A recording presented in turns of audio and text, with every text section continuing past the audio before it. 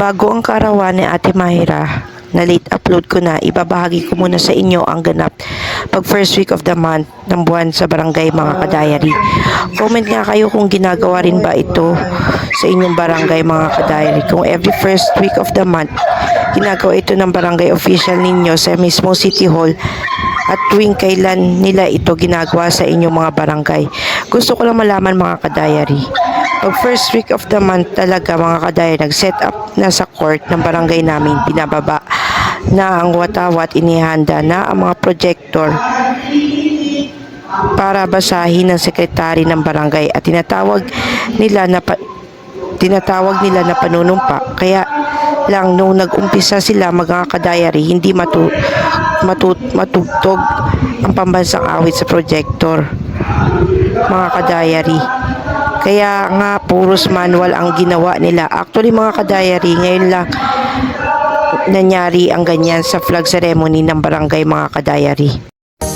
Pagkatapos ng flag ceremony at panunumpa para sa bayan, nagkaroon lang ng konting announcement kung anong mga ganap sa barangay namin. At nung natapos na yung mga announcement, kanya-kanya ng akyat ang mga empleyado ng barangay sa kanilang mga opisina. So hanggang dito na muna mga kadayari ang ating video. So dadako naman tayo sa ating announcement sa ating channel. Una sa lahat mga kadayari, nag-umpisa na po ako sa paggawa ng first ever book ko po sa Wattpad. At ang pamagat nito ay Tale of a Friendship. Sa mga hindi nakakaalam kung ano ang app na Wattpad, ipapaliwanag ko sa inyo na maigi mga kadayari kung ano ang Wattpad na ito. Sa mga laking 90s sa tulad ko, para makapagbasa lang kami ng mga pocketbooks ay kailangan pa namin bumili ng mga series sa mga tindahan na nagkakalaga ng 20 pesos ang isa sa mga nagtitinda nito sa mga bangketa. At ang naturang pocketbooks kasi na ito ay may mga volume 1. Ito yung tawag sa series ng isang libro at yung mga karamihan sa mga pocketbooks na ito ay naglalaman ng taglish ng mga akda. Sa modern era naman, ngayon ay Wattpad na ang binabasa ng mga teenager ngayon, na kung saan mag-download ka lang na naturang app na iyon ay maaari ka nang magbasa ng gusto mo na mga genre ng mga libro.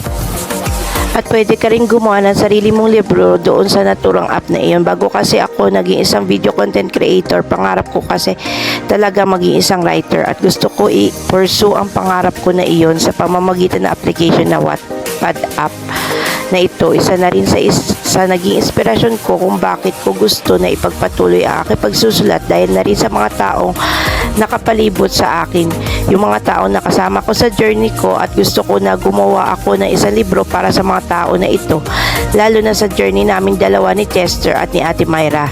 Bigyan ko lang kayo ng konting hint sa libro na ginagawa ko sa Wattpad. Matutunghayan sa libro ito kung ano ang iba't ibang klase ng kaibigan. Dito matutunghayan ninyo kung gaano kahirap ang paghahanap ng tunay na kaibigan sa panahon ngayon. Kaya ako naisipan ang ganitong senaryo kasi gusto ko maimulat ang magbabasa sa iba't ibang mukha ng tao. Based rin kasi ito sa karanasan ko rin mga kadayari, at gusto ko lang ibahagi ang experience ko. Kaya ako naisipan na gumawa ng naturang libro na ito.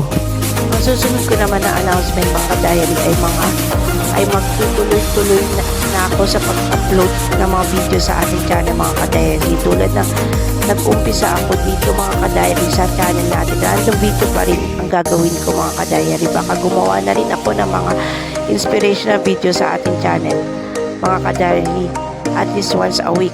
Ang sumusunod naman na announcement ko sa inyo mga kadayari ay yung mga naka-line up ko na video kahit late na ay i-upload ko pa rin sa ating channel mga kadayari.